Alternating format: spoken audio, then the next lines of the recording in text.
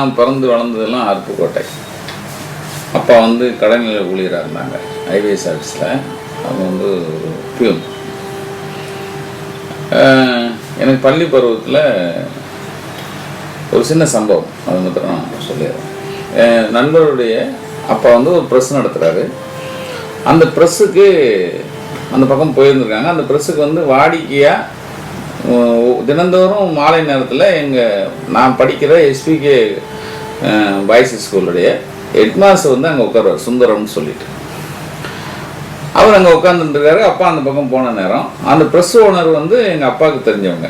அதனால் போகிற வழியில் அப்பாவை கூப்பிட்டு, வா ராமநாதா, எங்கள் அப்பா பேர் ராமநாதன், ராமநாதா இங்கே வா அப்படின்னு கேட்டிருக்காங்க, கூப்பிட்ருக்காங்க. இவர் என்னங்கன்னு போயிருக்காரு. என்ன இந்த இவர் உன் பையன் படிக்கிற ஸ்கூலோட ஹெட்மாஸ்டர் தெரியுமான்னாரா. இவங்க பார்த்ததில்ல. அப்போ ஒரு வணக்கம் போட்டிருக்காங்க. அப்பா ஹெட்மாஸ்டர் கேட்டிருக்காரு, என்னப்பா என்ன பையன் என்ன எங்கே படிக்கிறான், எந்த ஸ்கூலு, எந்த கிளாஸு இருந்தாரா. அதையே அந்த இப்போ 10th 11th அப்படின்னு சொல்லியிருக்காரு. பையன் படிக்கிற ஸ்கூலு என்ன கிளாஸ்னே தெரிலனாரு. அப்போ நான் படிக்கிறது 11th. அப்போ என்ன பேர் சொல்லுனார். அப்போ ராஜகோபால், என்னுடைய இயற்பெயர் ராஜகோபால். ராஜகோபால் அதாங்க அந்த ஹாக்கி ஃபுட்பால்லாம் விளையாடுவான், நல்லா வரைவான். ஓ அந்த கோபாலா, கொக்கு கோபால்னு சொல்லுவாங்க. எனக்கு அப்போ வந்து ஒரு நிற்கிற ஒவ்வொரு ஸ்கூல்லையும் ஒவ்வொரு பையங்களுக்கு ஒரு பட்ட பேர் வச்சுருப்பாங்க. அது மாதிரி கொக்கு கோபால்னு சொன்னாங்க. அவனா அப்படின்ட்டு இருக்காரு. அவங்க எப்பா நான் அந்த ரேங்க் கார்டெலாம் கொடுக்குறேன், அதெல்லாம் பார்க்கறது இல்லையா நீ? அவன் என்ன படிக்கிறான் தெரியுமா, முதல்ல படிக்கிறானான்னு பார்த்தியா அப்படின்னாரான். ஒன்று இவர் ஒரு குழம்பிட்டு, சரிங்க நான் சொல்கிறேன் அப்படின்னு சொல்லிட்டு, சரிப்போ அப்படின்ட்டாரு. இதோட வந்துட்டார். இது நடந்ததுலாம் எனக்கு தெரியாது. ஒரு இரவு ஒரு 10 மணிக்கு நான் லேட்டாக தான் வந்தேன். அவங்க 8 மணிக்கெலாம் வந்துட்டாங்க. நான் 9-9:30 தான் வந்தேன். விளையாண்டுலாம் லேட்டாக தான் வருவேன் இரவு. அப்போ ஒரு வா இந்த கோமதி டாய்ஸ், எங்கள் ஊரில் Gomathi toys, Tamilmani theatre, 2 theatre, பெரிய தேட்டர். அப்போ கோமதி டாய்ஸில் ஒரு படம் ஓடுது, போய் பாட்டுவான்னு ஒரு 35 காசு கொடுத்தாங்க. அப்போ டிக்கெட் வந்து 33 காசு தர டிக்கெட்டு. 2 காசு முறுக்கு வச்சுக்கோ, படத்தை பார்த்துட்டு வா அப்படின்னாரு.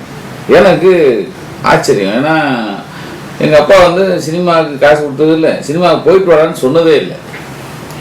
அதிசயமாக இருக்குன்னு சரி நான் என் ஃப்ரெண்டெல்லாம் அங்கே போனோன்னா அவங்களும் கூப்பிட்டு சினிமாவுக்கு போனோம். 10:30 மணி ஷோ, 2 மணிக்கு முடிஞ்சிச்சு. 2 மணிக்கு வரேன், சாப்பிடலாம் ஒன்றும் செய்யலாம் வரேன். அப்போ அப்பா வாசலில் உட்காந்தே இருக்கார் 2 மணி வரைக்கும். எங்களை பார்த்தா இவ்வளோ பீடி துண்டு சைடில் கிடக்கு. ஏன்னா எங்கள் அப்பா ஜெயின் ஸ்மோக்கர். பாட்டியான்னாரு. பாட்டம்பா உள்ளே போனார். உள்ளே அவர் வந்தார், கதவை கூட்டினார்.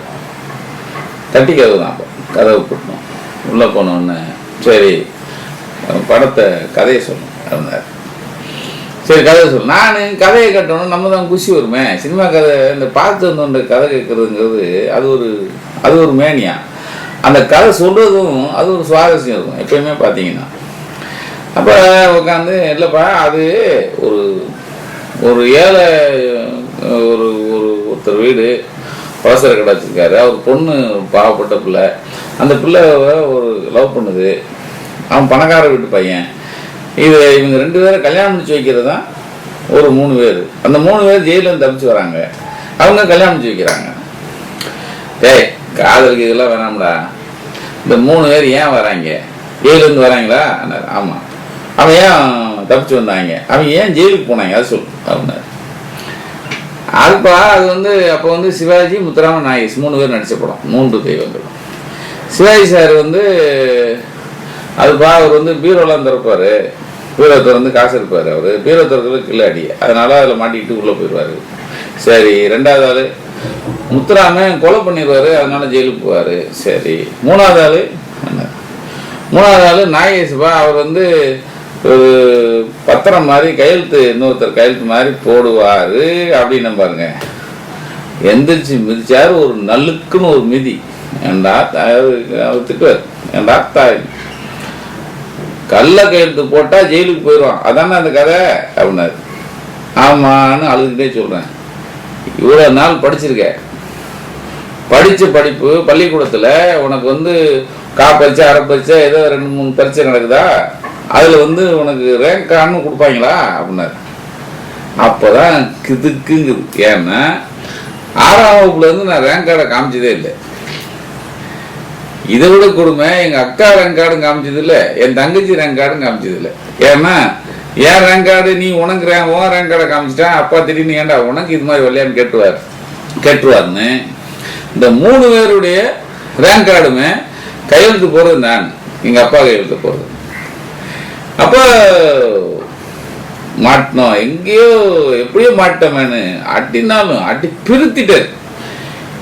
நான் அடிச்ச அடியில் போய் எங்கள் அக்கா தங்கச்சி எல்லாம் படுத்துக்கிற சின்ன இடம் தானே, போய் மொத்தம் விழுகிறேன், எல்லாம் கல்லறி எந்திரிச்சு ஓடுது. அப்போ உனக்கு கொடுத்தாங்களா எல்லாரும் கேட்குறாரு. எல்லாம் மிதிக்கிறாங்க, அப்படியே முழிக்கிறாங்க அப்படியே. அப்போ ஏன்னா எல்லாரும் கையில் நான் தானே போடுறேன்.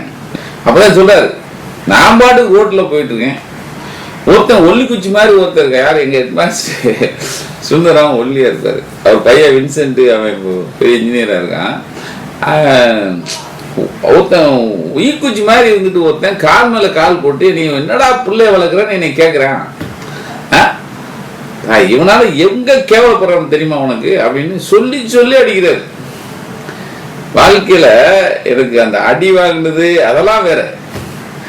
இதுக்கப்புறம் எப்படா நம்ம மாட்டினோன்னு அதை நாம புலனாய்வு செய்ததுதான் பெரிய விஷயம். அப்புறம் தான் தெரிஞ்சுதான் அந்த பிரஸ்கார மைண்ட கேட்டேன், ஏய் எங்கடா எங்க அப்பா வந்தாரா, அவங்கிறேன் வந்தாராம், அப்பா ஹெட்மாஸ்டர் எதாவது கேட்டாராம், என்ன சொல்ல வேணாமா அப்படின்னு அவனை தூக்கி போட்டு மீச்சோம்.